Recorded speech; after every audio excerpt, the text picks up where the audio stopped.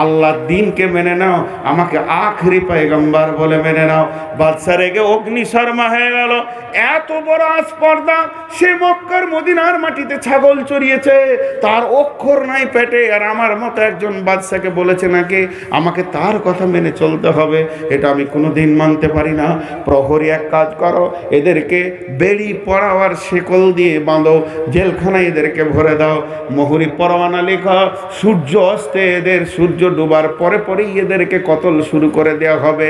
আজকে কিংবা কালকে, কালকে সূর্য কতলের পর ডুবার পরে পরেই কতল করা হবে। এমন সময় সাইদ একবার বসেছেন আর উঠেছেন। ইবনে সারোয়ার বলছে, তোমাকে চিনা চিনা লাগছে বাবু, তুমি কে? বাহরাইনের রাজশিবিরে বসিয়াছে দরবার, যুদ্ধে বন্দী হইয়াছে যাহারা, বিচার হইবে তার। আকস্ত রাজার আসন হইতে হুকুম করিল যারে, বন্দীগণকে সম্মুখে মোর নিয়ে এসো তাড়াতাড়ি। রাজার হুকুম তামিল করিতে হইল না কো দেরি, আনিত হইল বন্দী কমের পরা শেকল বেরি। ইবনে সারোয়ার চেয়ে দেখে বন্দীদের মাঝে একজন একদা মর পিপাসাই করেছিল জলদান। জিজ্ঞাসিল তারে, তুমি নাকি মোরে করেছিলে জলদান? সে বন্দী সাইদ কহে, জলদান। জিজ্ঞাসিল তারে, তুমি নাকি মোরে করেছিলে জলদান? সে তায়েফ সীমান্ত ভাগে যখন আমি হয়েছিলাম পেরেশান। বন্দী সাইদ কহে, সে তো বহুদিন আগে, মনে হয় মোর দিয়েছিলাম পানি তায়েফ সীমান্ত ভাগে। সেই সব সৎ কাজে দিতে চাই প্রতিদান, যাহা চাও তুমি তাহা দিবা আমি, কহিল সুলতান। তবে প্রাণদণ্ডের আদেশ দিয়েছি তোমার সবাকার তরে, এই রায় শুধু হবে না করত, মনে রাখো অন্তরে। বলো তুমি কি বাঁচাও? সাইদ কহিল ধীরে, মরণের ভয়ে ভূত নহি মরা, দেখুন বক্ষ ছিঁড়ে। প্রার্থনা তো স্থগিত থাকুক, আমার দ্বন্দ্বদান বাড়ি হতে ফিরে আসা তাক, এইটুকু মোর আরমান। যুদ্ধের তরে হইয়াছি বাহিরে, এমন সময় শুনে জন্ম নিয়েছে পুত্র মোর নয়নের মহামুনি। একটি নজর মুক্তি শুধু দেখিতে তার, মনের কোণেতে শেষ দেখা দিতে সাত জাগে বারবার। তোমার কথায় বিশ্বাস কিবা যদি নাহি আসো ফিরে, জানের জামিন কয়ে পারো কি দিতে, কহিলেন রাজা ধীরে। না আসিলে ফিরে কতল হইবে জামিনদার নিশ্চয়, কৌ শেষ করে দেখো যদি কেহ জানের জামিন হয়। তাই বসে ইসহাক নামে জনৈক মুসলমান, আগাইয়া এলো রাজ দরবারে, শুনে নাহি ফরমান। কহিল বিনয়ে জামিন হলুম আমি সাইদের তরে, সে যদি নাহি আসে ফেরে জান দিব আমি জাল্লাদের করে। সূর্য অস্তে আগে না ফিরলে কতল হইবে জামিনদার, জামিন নামাতে লিখিত হইল তার। আরবি অশ্বে আরোহণ করি সাইদ ধরিল পথ, ঘরমুখী ঘোড়া বাঁধা হিম ছুটে যেন বায়ুরথ। দরবারি লোক যত বলা বলি করে, বোকা ইসহাকের মতো, এ জগতে নাই না হলে সে কি জানের জামিন হতো। পরের কথায় বিশ্বাস করে হেলাইয়ে দিবে সে জান, আহা বেচারার আহমকি দেখে কেঁদে ওঠে মোর প্রাণ। লাল রঙে রাঙা হইয়াছে মেঘ, সূর্য বসিছে পাটে, কুলাই ফিরিছে বেহুক বেহুকি, নৌকা লাগিছে ঘাটে। মরুর মাঠ আর জঙ্গল হতে ফিরিছে দুম্বা দল, ফিরিছে উঠ সুদূর বনে, শোনা যায় কলরল। মসজিদে চলেছে মুয়াজ্জিন, চলেছে মুসাল্লিগণ, মাগরিব হতে দেরি নাই, দেরি নাই আর বেশিক্ষণ। এখনো কিন্তু সাইদ ফিরেনি, পথে তার দেখা নাই। নজর ফিরাইয়া দেখে লোকজন, আশা দেখি না তো ভাই, আশা দেখি না তো ভাই। জাল্লাদ এলো এলো হাতিয়ার, ইসহাকের নিয়ে তার খাড়া, মুখে নাই তার সংকোচের ভার, উন্নত শিরে দাঁড়া। জাল্লাদ বাদশার দিকে চেয়ে আছে, সব দেরি নাই। জাল্লাদ হাকে, ইসহাক ইসহাক হও তুমি প্রস্তুত, প্রাণদণ্ডের আসামি ফিরিবে, আশা তো অদ্ভুত। সূর্য ডুবিতে শিকি খাঙি বাকি, আন্ধার চাকিছে আলো, ঘৃণা অপমান মুসলিম দিগরের মুখমণ্ডলী হলো কালো। বিহনের ভয়ে মরণের ভয়ে ভীত হয়ে খিলাপ করিবে বাত, মুসলিম হয়ে ইতিহাস মাঝে এতখানি হীন জাত। এইভাবে তারা ভাবছে বাকি বন্দিরা, শাহিদ ফিরে হয়, জান দিব তাও ভালো, কিন্তু কোরআনে হাদিসে একটা লাল কালির দাগ মারতে দিব না। ফিরা হয় মুসলিমরা কোনোদিন ওয়াদা খিলাপ করে না। বাদশার দিকে চেয়ে আছে সব, দেরি নাই দেরি নাই আর, বাদশাহ হুকুম দিবে ইসহাক কতল হয়ে যাবে। এমন সময় কাফেলা হতে উঠে জোরে চিৎকার, ওই ওই ওই ওই সাইদের ঘোড়া আসিছে তীর বেগে ছুটে, খুরের দাপটে পাথরে ফোলাই ফুলকি ফুটে। ভাষ্য হতে উতারিয়া সাইদ বুকে ইসহাকে জড়ায়ে ধরে, দানিল দুই গালে চুম্বন দিল, কত আসিস বুক উজাড় করে। তারপরে গেল উন্নত শিরে রাজা জাল্লাদের কাছে, বলিলে বন্ধু প্রস্তুত আমি, এখনো ঠিক সময় আছে। যখন জাল্লাদের কাছে গিয়ে বলছে, আমরা প্রাণ দিতে ভয় করি না, ইমান দিতে ভয় করি, আমাদের ওয়াদা মজবুত আছে, এখনো সূর্য ডুবেনি, জাল্লাদের হাত কাঁপতে শুরু করেছে। আর তখনই তলোয়ারটা পড়ে গেছে।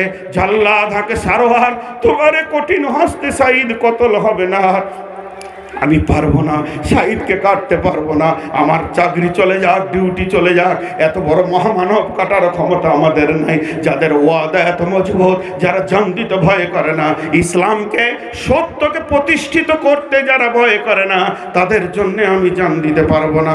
ইবনে সারোয়ার সিংহাসন থেকে লাফিয়ে এটে ইসহাকের গালে চুমা দিল আর সাঈদকে জড়িয়ে ধরে বলছে, তুমি কেন ফিরে আসিলে আমি জানিতে চাই, আর তুমি বা কেন মত জমিনে সই দিলে ভাই। দুইজন একসঙ্গে দৌত কণ্ঠে জবাব দিচ্ছে, মোরা মুসলিম এক খোদা ছাড়া ভরসা করি না কার, মোরা মুসলিম মরণের ভয়ে মনারা ডরি, সত্যের লাগে মোরা যুগে যুগে জান কোরবানি করি। আমরা এমন মুসলমান, আল্লাহ ছাড়া কাউকে ভরসা করি না, কাউকে ভয় করি না, আমরা মতকে ভয় করি না, আমরা সত্যকে পৃথিবীতে পিটিয়ে রাখার জন্যে যুগে যুগে যুগে যুগে শত শত জানগুলোকে দিয়ে দিতে পারি। আমরা সেই মুসলিম, আমাদের নবীর শিষ্য, আমাদের কাছে শয়তানিক লেহেদ নাই, মুনাফিকি কিছু নাই। ইবনে সারওয়ার বলছে, ভাই তোমরা কি এত সুন্দর মানুষ, এত সোনালী মানুষ? হযরতে সাঈদ বলছে, আমাকে কি সুন্দর বলছো, আমাকে কি ভালো বলছো? আমরা যে ফ্যাক্টরি থেকে জন্ম নিয়েছি, যে বিশ্ব নবী আমাদেরকে এত সুন্দর বানিয়েছেন, আজকে যদি তাকে একবার তোমরা দেখে লাও, কলিজা দিয়ে দিতে মনে হবে। আমরা তো ফটোকপি জেরক্স কপি। ইবনে সারওয়ার বলছে, তাড়াতাড়ি আমাকে নিয়ে চলো সেই বিশ্ব নবীর কাছে, এত সুন্দর মানুষ পৃথিবীতে এসেছে, আমি তার কাছে বায়াত হব, আমি কালেমা পড়ব। বিশ্ব নবীর কাছে এসে আশহাদু আল্লাহ ইলাহা ইল্লাল্লাহ ওয়া আশহাদু আন্না মুহাম্মাদান আবদুহু ওয়া রাসূলুহু। 30টা যুবককে বাহরাইন বিজয় করে দিলেন। এখানে কি 30টা যুবক আমি পাবো না?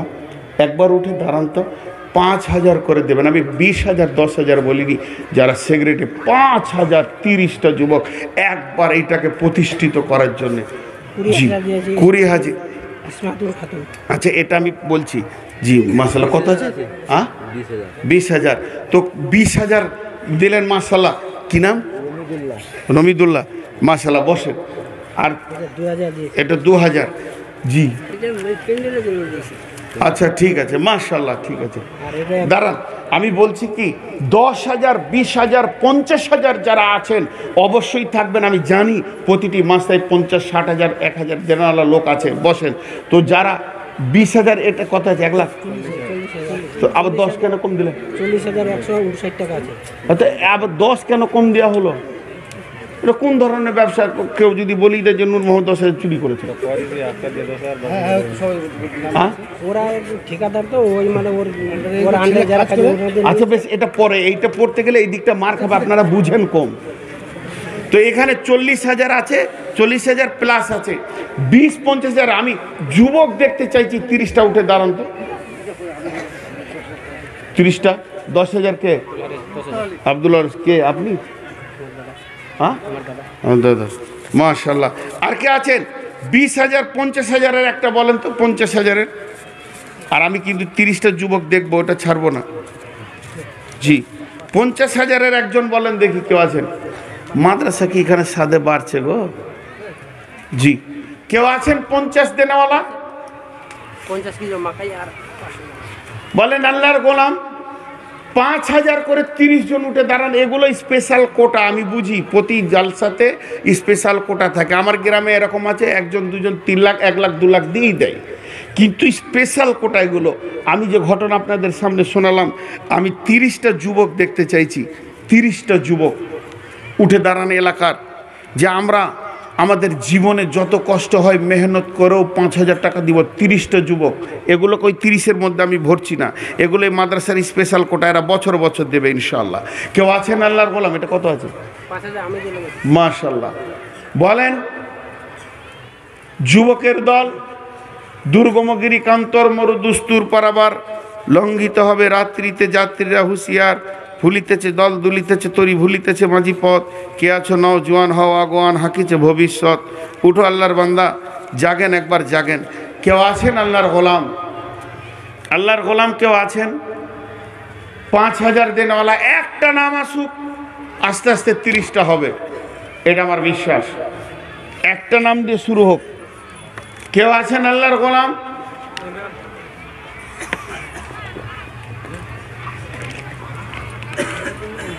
এতগুলোর ভিতরে এই যে 4-5 জন চট করে দিয়ে দিল, এরা হচ্ছে স্পেশাল কোটা, এটা প্রতি বছর দেবে। এতগুলো লোক তখন থেকে মাজিদুর রহমান বাবা মা মারা গেছে 5,000 টাকা মাজিদুর রহমান 5,000 আর স্টাফ ছিল। প্রাক্তন স্টাফ ছিল। মাশাআল্লাহ, দেখেন মাজিদুর রহমান ভাই 5,000 দিয়েছেন। নাম্বার 2 কেউ আছেন? 2 ইনি একটা দিয়েছেন।